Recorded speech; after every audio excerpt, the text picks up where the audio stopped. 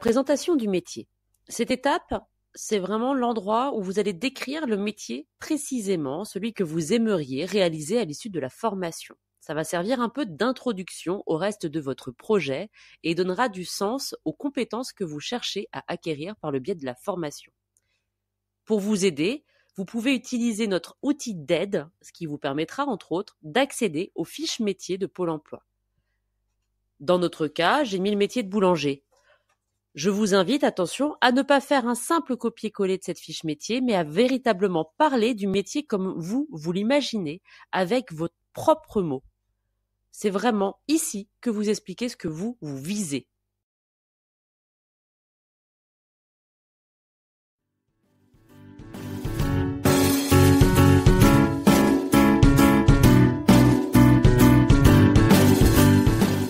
La cohérence du projet. J'ai tendance à dire que cette partie n'est surtout pas une lettre de motivation.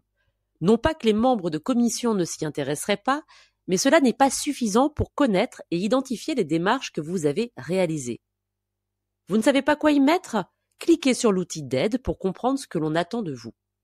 D'ailleurs, le saviez-vous ? Nous mettons à votre disposition un document d'aide à la rédaction où vous mettrez toutes les étapes réalisées de votre projet, un peu comme un rétro-planning. Vous le trouverez sur la page d'accueil de votre espace, en bas de la page. Et si vous ne trouvez aucun élément à y ajouter, c'est peut-être que vous avez besoin d'éclairer votre projet avec un conseiller en évolution professionnelle. Cette étape est entièrement gratuite et permet de confronter votre projet à la réalité du marché, mais aussi à vous. Vous retrouverez les coordonnées sur le site mon-cep.org.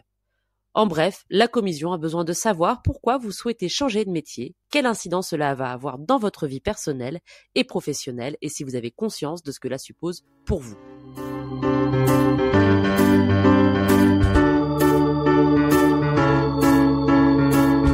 La pertinence du choix de la formation et des modalités de son financement.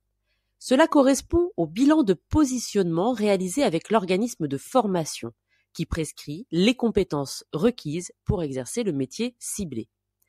Ici aussi, une aide est proposée dans l'outil pour vous permettre de répondre aux attentes de la commission qui souhaite découvrir comment le contenu de la formation a été individualisé, c'est-à-dire adapté à votre parcours et à votre projet.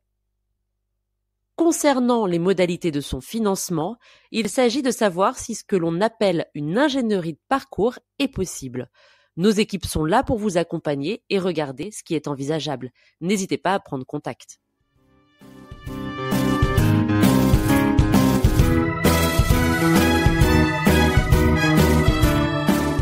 Dernière partie.